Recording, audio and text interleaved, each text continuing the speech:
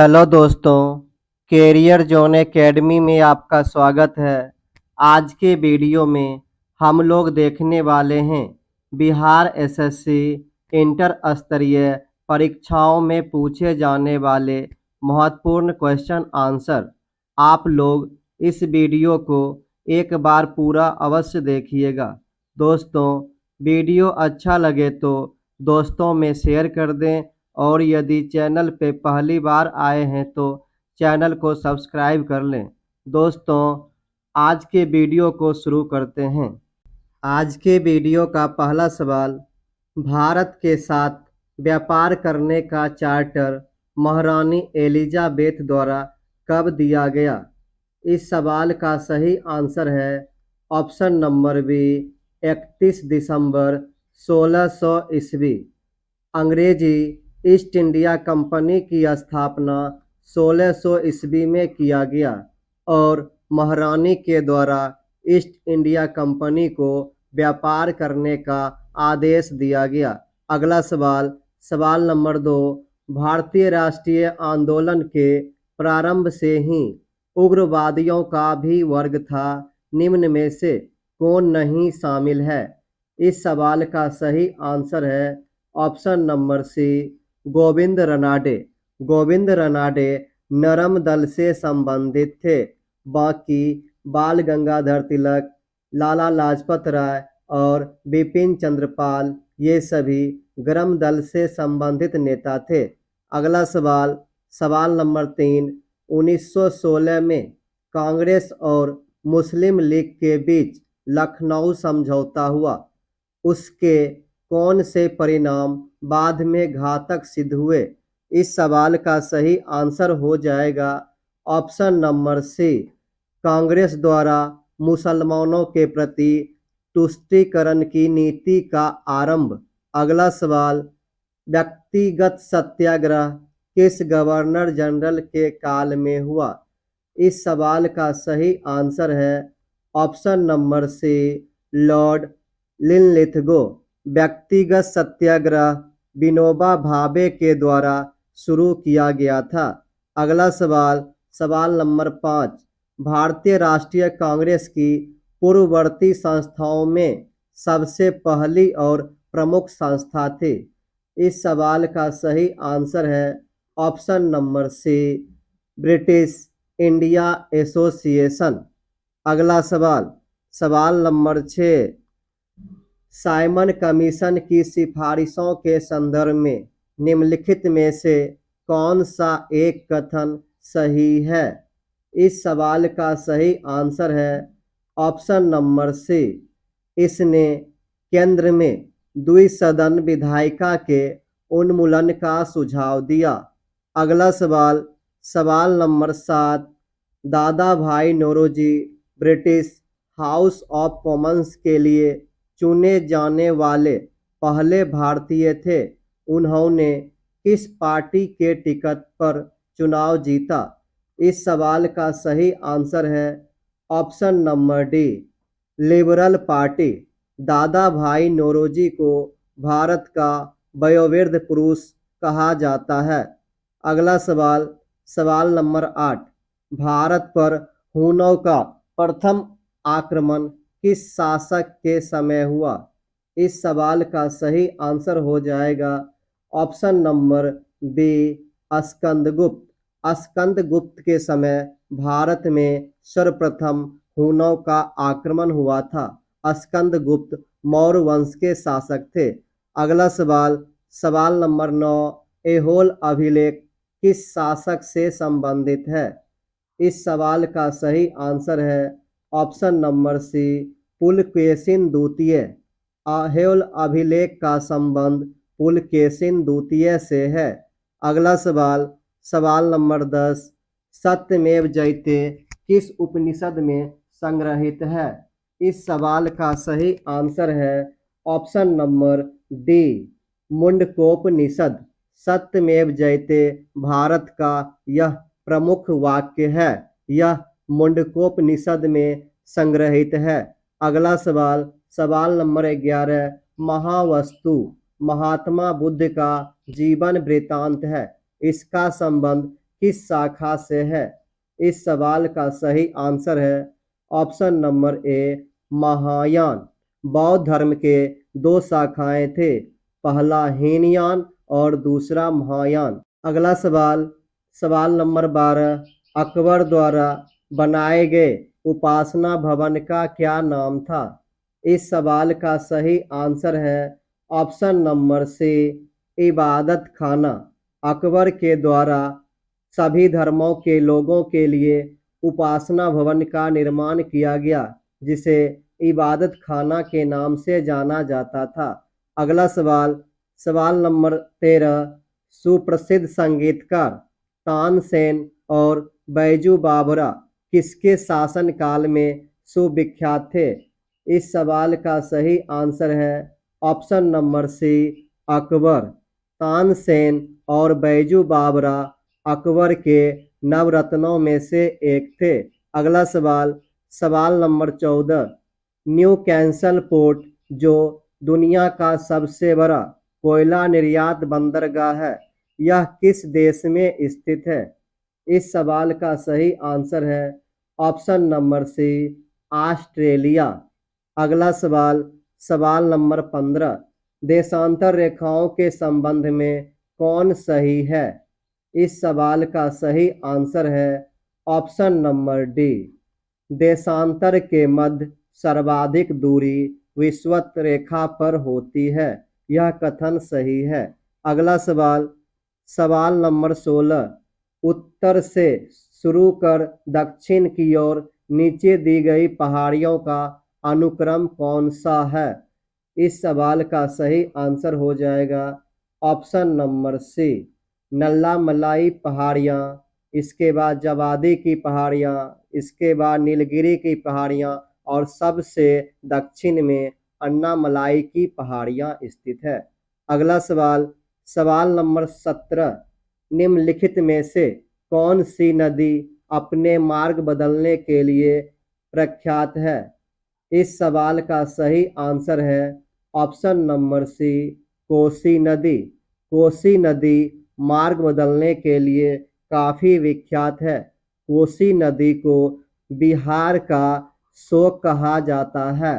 कोसी नदी का उद्गम स्थल नेपाल के गोसाई थान नामक स्थान से होता है। अगला सवाल, सवाल नंबर 18, किस मृदा प्रारूप में लोहे के अतिरिक्त मात्रा होने के कारण अनउर्वर हो जाती है? इस सवाल का सही आंसर है ऑप्शन नंबर बी लेटेराइट मिट्टी। लेटेराइट मिट्टी में लोहे की अधिकता के कारण यह अनउर्वर हो जाती है। अगला सवाल, सवाल नंबर 19, प्रकाश के संबंध में कौन सा कथन सत्य है? इस सवाल का सही आंसर हो जाएगा ऑप्शन नंबर डी उपर्युक्त सभी। यह एक विद्युत चुंबकीय तरंग है, यह सही कथन है। यह एक कण प्रकृति है, यह भी सही है। यह ऊर्जा का एक रूप है, यह भी सही है। इस प्रकार इस सवाल का सही आंसर है उपर्युक्त सभी। अगला सवाल, सवाल नंबर 20, बायोगैस संयंत्र में निम्नलिखित में से कौन सी प्रक्रिया होती है? इस सवाल का सही आंसर है ऑप्शन नंबर ए किण्वन। बायोगैस संयंत्र में किण्वन प्रक्रिया के द्वारा जैव घटकों का अपघटन होता है। अगला सवाल, सवाल नंबर 21, एक वर्ग में ऊपर से नीचे की ओर आने पर परमाणु के आकार। इस सवाल का सही आंसर हो जाएगा ऑप्शन नंबर ए बढ़ता है। पीरियोडिक टेबल में ऊपर से नीचे की ओर आने पर परमाणु के आकार बढ़ता है। अगला सवाल, सवाल नंबर 22, वायुमंडल में प्रकाश की विसरण का कारण है। इस सवाल का सही आंसर है ऑप्शन नंबर सी धूलकण। वायुमंडल में प्रकाश धूलकण के कारण विसरित होती है। अगला सवाल, सवाल नंबर 23, किसी भी यौगिकों का ऑक्सीकरण संख्या क्या होता है? इस सवाल का सही आंसर हो जाएगा ऑप्शन नंबर डी 0। किसी भी यौगिकों का ऑक्सीकरण संख्या 0 होता है। अगला सवाल, सवाल नंबर 24, सर्प विषरोधी सुई किस तत्व का एक यौगिक है? इस सवाल का सही आंसर हो जाएगा ऑप्शन नंबर ए, स्वर्ण यौगिक। अगला सवाल, सवाल नंबर 25, दाब का विमीय सूत्र है?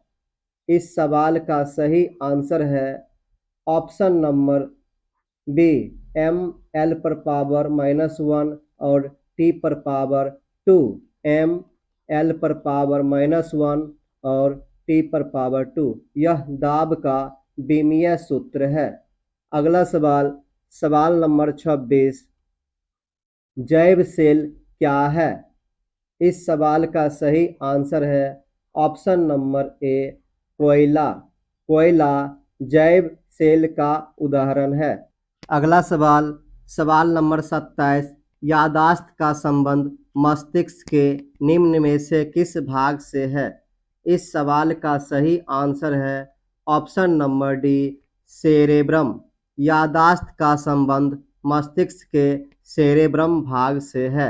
अगला सवाल, सवाल नंबर 28, एक जीवाश्म पक्षी का नाम बताएं जो एक पक्षी की तरह दिखता है लेकिन सरीसृप के जैसी अन्य विशेषताएं होती है। इस सवाल का सही आंसर हो जाएगा ऑप्शन नंबर सी, आर्कियोप्लेट्रिक्स। अगला सवाल, सवाल नंबर 29, मानव शरीर में सर्वाधिक मात्रा में पाया जाने वाला तत्व कौन सा है? इस सवाल का सही आंसर है ऑप्शन नंबर सी, O2। मानव शरीर में सर्वाधिक मात्रा में O2 ऑक्सीजन पाया जाने वाला तत्व है।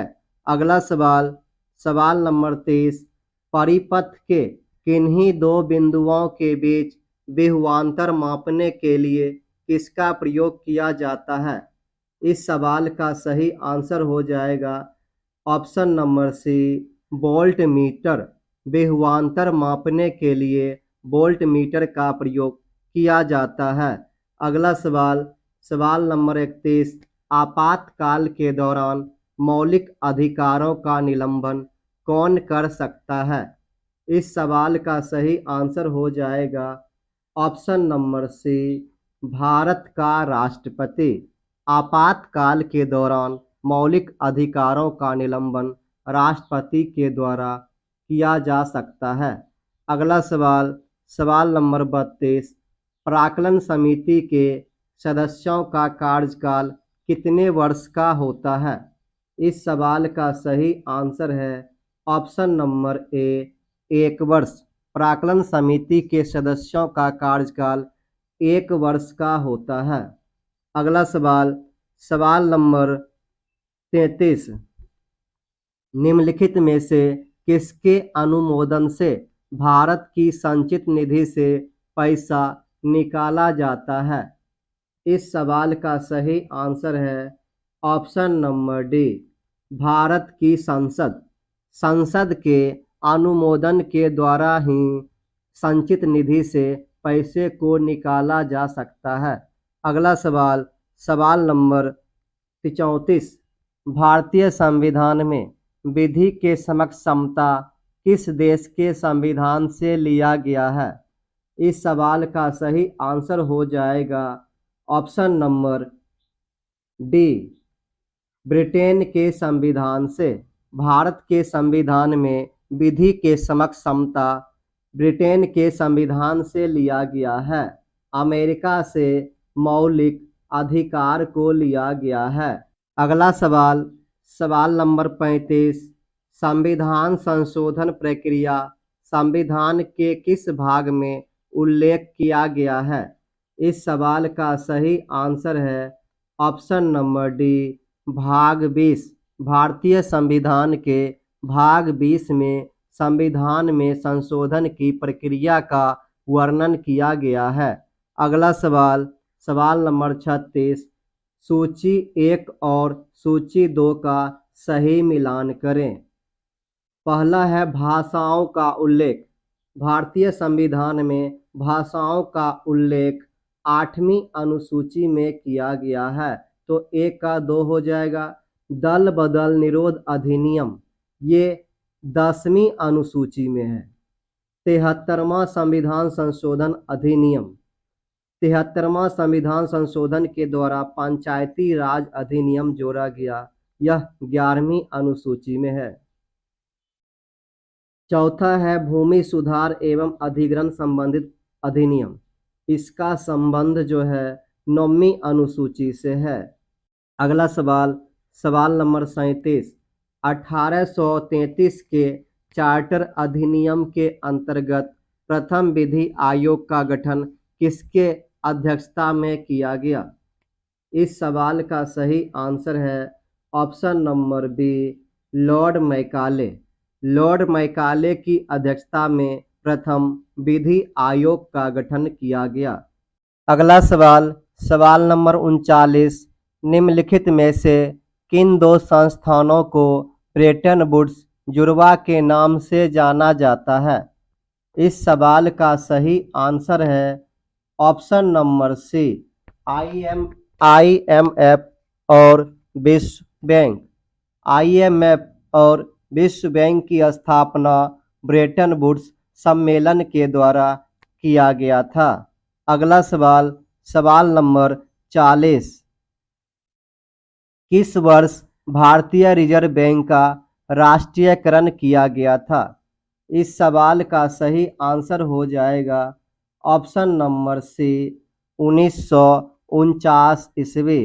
भारतीय रिजर्व बैंक का राष्ट्रीयकरण 1949 में किया गया और RBI की स्थापना 1935 ईस्वी में किया गया।